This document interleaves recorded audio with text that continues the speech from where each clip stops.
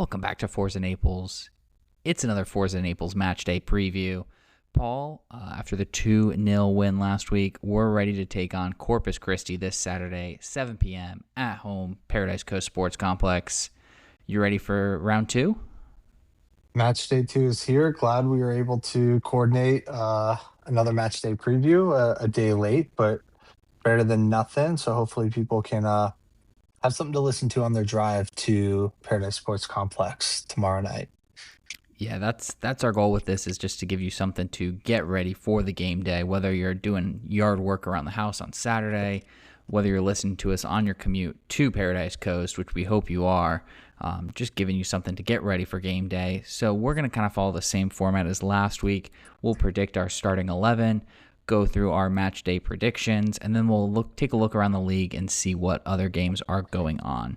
So for our starting 11s, I'm going with a pretty much same starting 11 that we had last time, which is Delgado in goal, Cisneros, Master Antonio, Yoder and Glasser at the back, Mark Torres playing that holding midfield position, O'Connor Messias in there with him, and then Chris Garcia and Andres Farine out wide. And then the only change I have is dropping Taylor Gray for Gio Migletti. I want to see him start. I know he kind of struggled last year in MLS Next Pro.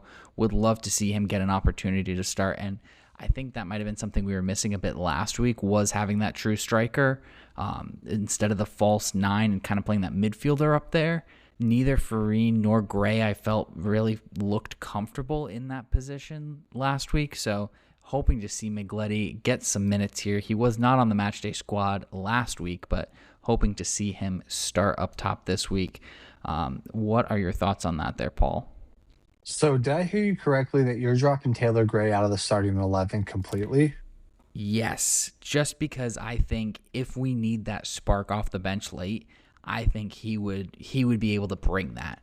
I think adding that pace late in the game would help. It was a really tough decision of who to drop to bring Migletti in, and I landed on Gray instead of Farine or Garcia.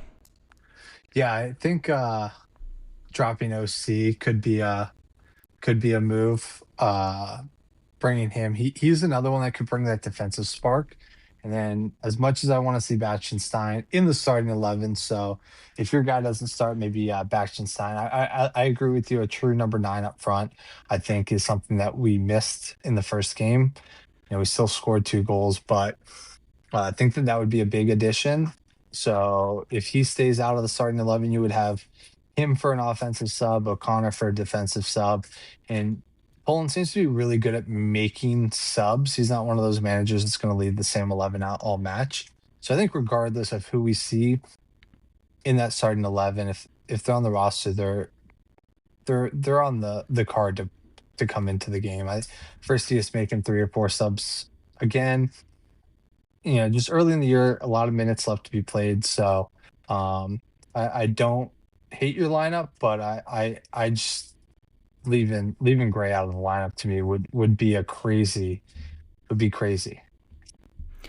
Yeah, it was really tough. Not that there's any pressure on me or anything when I'm making these, but I really struggled with that decision. I really like Gray. I think he's very good, and I think it's a good problem to have with all of this talent and not sure kind of who to start week in and week out. At the same time, too, it's going to be tough for these guys. They're going to have to really earn their spot and earn that shirt. And, a couple mistakes here and there, you might be dropped from the squad and be coming off the bench now, just because hopefully we have that depth. Hopefully everyone can stay healthy throughout the season and kind of take us to that next level. Yeah, I think it'll be interesting to see. And like you said, I mean, Coach Poland's going to be under a lot of pressure to get a lot of these guys looks. I think nobody in match day 1 lost their spot, in my opinion. I don't think anybody, if there are any changes starting 11, I don't think they should take that as a knock on their match day 1 performance. But we're still in that unique part of the season where, one, we got an expansion team, so we have no idea what Corpus Christi is going to look like, what they're going to come out, what formation, what style of play they're going to play.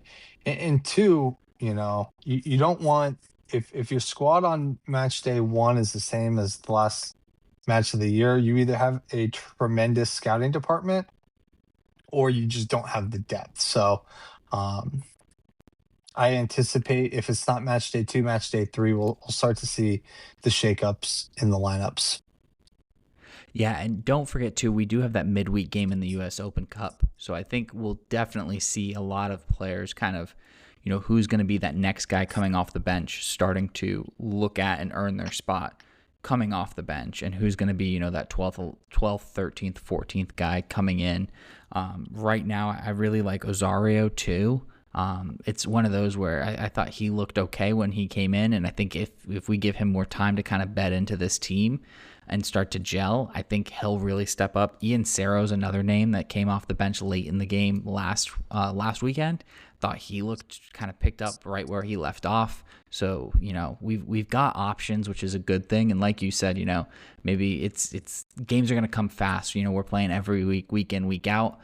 It's nice to be able to kind of rotate that squad, but I think today, or for this game especially, like I think we kind of leave what we had, because it seemed to work well against Fort Wayne, and the couple of mistakes that we talked about last week, I think will just come with these guys being able to play together more and having more minutes and game time under their belts. Yeah, and just to lay some groundwork for our post-match recap on Sunday, but just to help newer fans kind of understand, and I think we have this debate every single year. So I'm just going to use Saturday's game specifically versus Wednesday's US Open match. If you could only win one of those matches, which one are you winning? I I think you take the 3 points.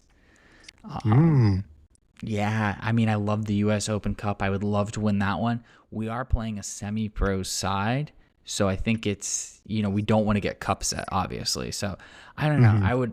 I'd take a draw maybe on Saturday and then the win in the Open Cup, as long as you could guarantee me we make it to the third round of the Open Cup, third or fourth round of the Open Cup. I would love to see us kind of put a run together and go kind of far in the Open Cup. Yeah, I think and right, that's like one of the confusing things with soccer is we're going to be talking throughout the year about three different competitions, and I think it's pretty universal that the league takes precedent over any domestic cups, um, especially early in the year. Now later in the year, there's more conversations to be had there, but so that'll be excited for that opportunity to talk about that match next week. And the listeners are in luck because I did get some notes from the Bay Area FC Naples supporters group. This is from one of the members that may or may not be engaged to me. She did want to make sure, circling back to last week's game, since she didn't get it in time, that the guy who scored the first goal had the goal of the week. So I don't believe we talked about He that did. in the match day recap. And I said, I don't think it had been voted on yet for the goal of the week yet. So congratulations to Chris Garcia for goal of the week 1. yes. And I tried to say, like, cool, makes sense. Garcia scored the goal of the week. And she said, no, that's not what I said. I said the guy who scored the first goal. I was like, yes, that was Garcia. And she said, no, the guy. So throwing both those out there. Number two, looking ahead to the match today, she said that this Corpus Christi team is probably overrated, overhyped, like barbecue in Texas. Ooh. So it was a controversial take. It's not Paul talking. That was a member of the supporter group. And the last one, when looking at the team makeup for Corpus Christi, the thought was, why is their logo a shark? Shouldn't it be a horse or a cow? Are there horses and cows in Corpus Christi? I'm gonna guess that she was going off of the. I'm sorry. I'm gonna guess that the member of the supporter group was referencing rodeos or barbecue, as Okay. just being a generic Texas thing. So that is the hot insight from the Bay Area supporters group. Okay. Very good to know. that's a good segue, I think, into our like scouting report of Corpus Christi. So they are another USL League Two promoted team, if you will. So they were a semi-pro team last year, playing in USL two, coming up to USL one. This will be their first game. They did not play last week. Their head coach is Amon Zayed. He's a from Dublin actually, and he used to coach Lalo Delgado, who played when he played at Northern Colorado Hailstorm. So he's got USL League One experience. Won the Jägermeister Cup a few years ago with Northern Colorado, so we know they've got a good coach. And Bill Hamid, if you're a U.S. men's national team fan, you know that name might ring a bell. Former goalkeeper, he's actually their goalkeeper coach, so we might get to see Bill Hamid at Paradise Coast Sports Complex. From what I could tell, and what the your supporters group member there said, they're a little overhyped. A lot like Fort Wayne, they've got a lot of guys that played for them last year coming up with this team. Looks like they're going to try and sit in that 4-2-3-1 formation. So I'm kind of expecting a similar game to what happened with Fort Wayne. You know, both teams kind of having the ball and just who's going to take advantage of their chances. So hopefully we can, you know, bury our chances again this week. Be solid at the back, keep another clean sheet. Should be another fun time out. Another question I have, and this one I think I know the answer to, but League Two is a semi-professional. Is it mostly young guys, or do you see a wide range of ages? Yeah, so it's a lot of guys. It's almost like a wood bat league for baseball. If you're a baseball fan, you know it's a lot of guys playing in college soccer. They go and play in these League Two teams over the summer. A very much developmental league, a lot of under 23 guys, but it is considered a semi-pro league because I think you can have professional guys, but only so many.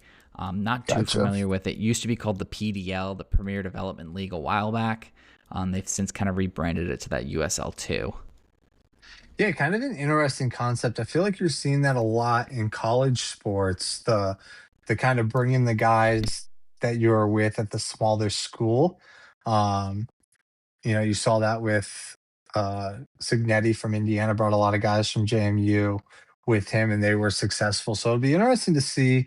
Obviously, we made we did well against Fort Wayne, but it'll be interesting to see how these teams that implement that strategy um, kind of develop throughout the year because they probably are guys that were ready to make it to the next level, and they're banking on the familiarity being a huge boost. Um, so it'd be interesting because Naples did not have that luxury last year of bringing in guys that knew each other. Um, so yeah, it'll be an interesting storyline to see as the year develops if the expansion teams that went that route find success later in the year. Yeah, it looks like they've made quite a few signings over the winter and bringing in a lot of new guys, but a lot of familiar faces too that they've brought up with them. So curious to see what their starting 11 will look like. Again, we really don't know since they've not played a game yet. Looks like they've had a couple friendlies, judging by their Instagram from what we could tell, but couldn't find a score anywhere. So will be fun to see them make their professional debut on Saturday night. How's that make you feel if you were on the team last year and there's like, yeah, you're not coming with us. You can pack your bags and go find a different club. It's gotta hurt. It's gotta sting a little bit. Yeah, that would be especially if you played for them for a couple years. From what I can tell, Corpus Christi looks like a lovely town right on the beach, which I think is why their logo is a shark, because it's right on the beach. But they do I have tried to explain why it was a shark. I did you try did. to explain why I thought they chose a shark. I just want to make that perfectly clear. Their kits do look cool because they are with hoops, but the hoops are sharks. So that could be a fun uniform matchup, I think. Yeah, I think you got our pier versus their sharks. Yeah, That'll be a fitting matchup. Battle of the beach, you might say. Some might call it that. Do we just create a new rivalry game? I think we just created a new rivalry game. Before long, we are going to have 34 rivalry games a year or Yes, 30 every 32. game will be a rivalry game. A named match. I love it. So in this first ever matchup of the Battle of the Beach, Paul, what are you going to go for your prediction? I'm guessing I can't go 2-1 every match. I'm gonna guess that that's not something that our listeners would enjoy. I would love to see us keep another clean sheet and get out of here with a 1-0 victory. I think that that would build the confidence of the back line. Quite frankly, if that was a game where we could have had no goals, match day one, we could have had no goals, we could have had 4 or 5 goals. So I think I'm going to ride with that 1-0 scoreline, but I would not be surprised if Corpus Christi is able to get one on the board. Okay. For me, I think I'm going to go, you know what tomorrow is? It's 3/14, March 14th. You know It's what day Pi that is? Day. It's It's Pi Pi Day. Day. So I'm going to go 3-1 FC Naples in honor of Pi Day because I can't say the final score is going to be 14-3, sadly. So we'll go 3-1, just the first 2 digits of pi to FC Naples, and then we'll get some key lime pie on the way home from the match to enjoy at home and celebrate Pi Day. So I'm going to go 3-1 final FC Naples. We do round down on this podcast, so 3.14 would be rounded down to 3.1. So that's a Yes. fitting scoreline prediction. Yeah, I think 3-1. I think we'll finally get a header goal, and I think we're going to see a penalty this game too. Like you said last week, I think we'll see a penalty this Okay. game. We get a penalty and a header. Love it. Both predictions. Well, Let's predictions. play our other game we like to play on this show, and feel free to play along at home. It's guess the score from the games around the league. So most of the teams are in action this weekend, except for Boise, AV Alta, and Richmond. We've got a full day if your day runs from 2 p.m. and then picks up again at 7 p.m. No USL 1 after dark, but we do have a Sunday game this week, which is always fun. So the day starts off tomorrow, Saturday at 2 p.m. You've got the New York Cosmos making their debut, and they're hosting Portland Hearts of Pine. What do you think about this one? Yeah, so both teams making their season debut. The Cosmos making their return to the USL or the return to professional soccer. I'm going to go with a 2-2 draw here in New York. Or I'm sorry, in New Jersey. Yes, New Jersey. I think it's going to be 2-0 to Portland in that one. I think Portland's got quite the team this year, so I think they'll go pretty far. Next up, we've got Greenville hosting Chattanooga Red Wolves. What are you going with this one? Yeah, I'm going to go 2-1 Chattanooga in this one. Greenville's playing at Furman this week, which is their home stadium. I'm going to be honest. I saw what I thought was a star by the Greenville Triumph name, so I thought it was a specialty game. It was just a smudge on my screen, so nothing special about this one. Give me Chattanooga 2-1. 2-1. I like that. I'm going to go 1-1. I don't think I've not heard too much about either of these two teams in the offseason, which could be a good thing, could be a bad thing. Not really sure, so I'll go safe. I'll go 1-1 there, both teams to score. Knoxville and Madison, I'll give you the luxury of going second here. I think Knoxville, they got a gritty win last week in Westchester. I like them to do it again. I think they're going to go home, win 3-1. They've not lost at home in like a year and a half now. So Knoxville 3-1 winners there. Yeah, I was thinking 3-0, but I'm going to up that to 4-0. 4-0 for one Knoxville. I think they're out for some blood after going down to the wire with Westchester last week. That brings us to Westchester playing at home again against Charlotte. Another 7 p.m. kickoff. This one, I think I'm going to go Charlotte 1-0. We bash on the New York teams here on this show. They're probably both going to beat us this year because of it, but I'm going to go Charlotte 1-0. I think Charlotte can come home with 3 points from Westchester. I think Westchester showed that they can score some goals last week. This week, they're going to go back to how they were most of last year. I'm going to go 0-0. This one is a pass for me. I would not watch this game. Okay. 7:30 p.m. Last week they got a long rain delay in their professional debut. This week they're hosting Fort Wayne. Sarasota versus Fort Wayne. One of these teams is going to pick up their first ever points as a professional side. What do you like in this one? I think this is going to be a good little chess match. We're going to see a 1-1 draw. Okay, I think Sarasota will get on the board, but I think Fort Wayne's got a goal in them too. I like your 1-1 draw, but I'm going to go 2-1 Fort Wayne.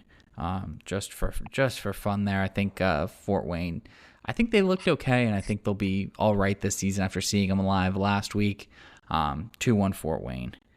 Then that brings us to Sunday, some Sunday night soccer, 6 p.m. Spokane is playing host to Omaha. I think this one, I'm going to go 2-2. I like both of these teams this year. I think both of them will be pretty good. Spokane especially. So I'll go 2-2 on this one. Yeah, I'm gonna pick one of my score lines here to be 2-1 Spokane. In this one, I think I'm with you. Spokane could have a really good year, being so close last year. I like them to get 3 points to start out the year. I like it. Yeah, Spokane will the third time be the charm. Back-to-back finals appearances, back-to-back finals losses. We will see for them. That brings us to the end of our predictions. Paul, anything else you want to add before we go? No, one comment on the schedule. Don't try to figure it out. We've spent hours trying to figure out why the schedule is the way it is. I spent all last year trying to figure it out. Love the madness of the schedule. It's not worth spending any more brain power. I will just look who's playing this week and go from there. But in terms of the match Saturday, again, hoping for another good crowd. It's going to be a broken record for me all year. And if you're contemplating going, just know that there's a supporters group in the Bay Area that wishes they could be making the drive to Paradise Sports Coast Paradise Sports Complex Saturday night and are unable to. So if you're on the fence, do it for me. Go cheer on our boys, and hopefully we're talking on Sunday that we're still top of the league. Yeah. If you are going, try and bring a friend. The more people we can get exposed to this, the better. I think I said it on Sunday night when we put out our recap podcast, bringing people to the match. And they were like, I wish I would have known about this last year. That was so much fun. So yeah, get more people exposed, bring some friends, show them what FC Naples is all about. Come say hi to us in the beer garden. Come say hi to me in the beer garden. You can wave to Paul on ESPN Plus because he will be watching with the Bay Area supporters group. But yeah, thank you so much for listening, and we will see you soon. Until then, up the Naples.